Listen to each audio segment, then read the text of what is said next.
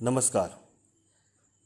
सबसे पहले मैं आप जैसे विद्वानों को प्रणाम करता हूँ और धन्यवाद देता हूँ, क्योंकि कोई भी आपके इस प्रकार की योगदान को नकार नहीं सकता। और आप आज के समय में भी समाज के मार्गदर्शक हैं। सत्संग, सत्य का अर्थ है सत्य। सत्य क्या है? जो हमेशा से रहे, अर्थात ईश्वर, आत्मा, प्रकृति। और संग मतलब साथ, अर्थात सत्य के बारे में जानना। इसकी क्या जरूरत है? इसको हम उदाहरण के तौर पे समझ सकते हैं।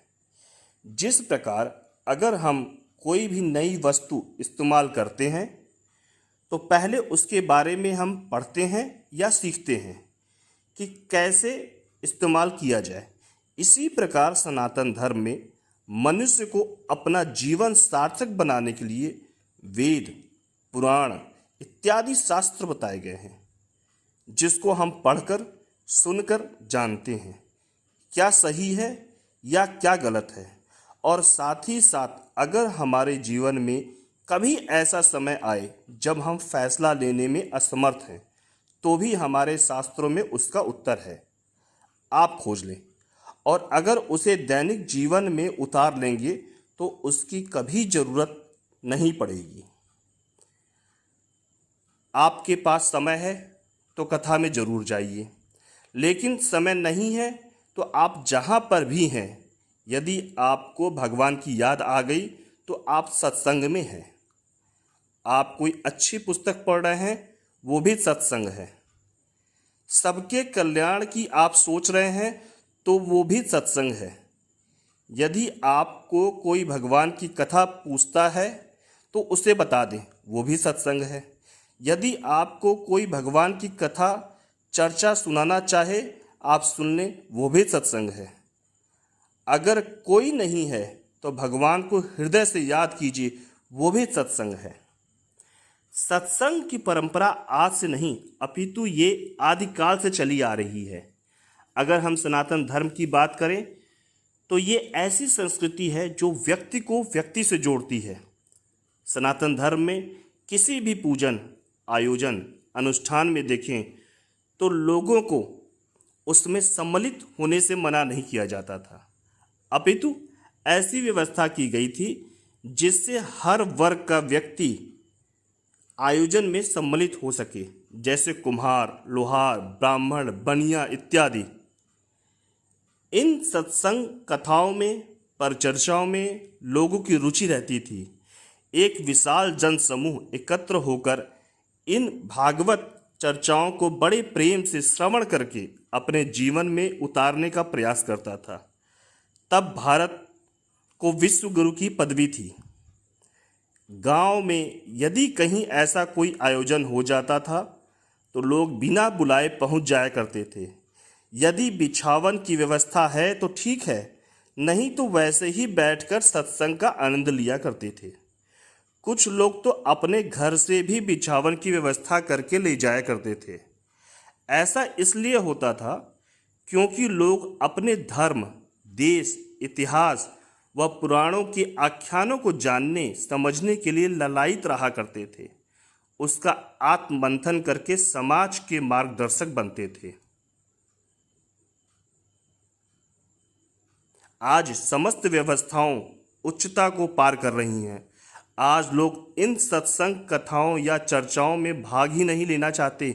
यदि कहीं सत्संग का आयोजन है तो बिना निमंत्रण के जाना नहीं चाहते, और यदि चले भी गए तो सबसे पहले बैठने की व्यवस्था देखते थे, क्योंकि उन्हें अमूल्य सत्संग की अपेक्षा अपने मूल्यवान वस्त्रों के गंदे हो जाने का भय रहता था। कभी आपने सोचा है, आज के समय में हम अपने परिवार यानी माता पिता और बच्चों के साथ एक साथ कहीं भी घंटों कहाँ बिता सकते हैं? वो है सत्संग। ऐसा क्यों? क्योंकि सत्संग में वे सभी बातें जो मानसिक और शारीरिक रूप से हमें सुरक्षा, स्वस्थ रहने की चीज़ें बताती हैं, भागवत के माध्यम से, भजन के माध्यम से इत्यादि। तुलसीदास जी कहते हैं, एक घटी आधी घटी, आधी में पुनि आध, तुलसी संगति साधु की करे कोटि अपराध। अर्थात तुलसीदास जी कहते हैं, यदि आपको संतों के सत्संग की केवल एक घड़ी मिलती है तो बहुत अच्छी बात है। यदि एक घड़ी भी न मिल पाए तो कोई बात नहीं, आधी ही मिल जाए तो भी अच्छी बात है।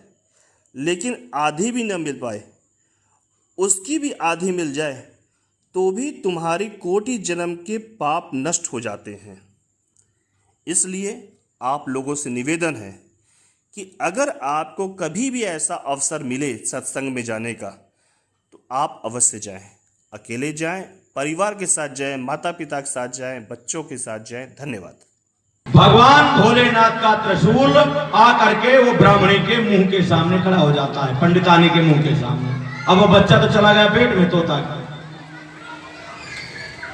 अब भगवान शंकर के त्रिशूल में वो शक्ति नहीं रह गई कि ब्रह्म हत्या कर दे, ब्राह्मणी को मार दे। क्यों?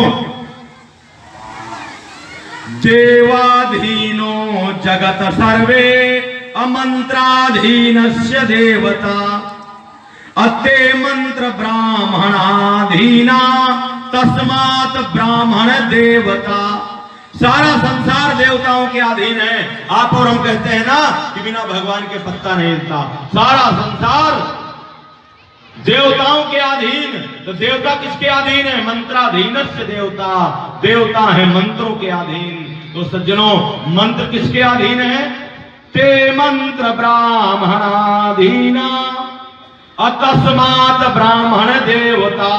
मंत्र होते हैं ब्राह्मणों के अधीन, विद्वानों के अधीन, पंडितों के अधीन।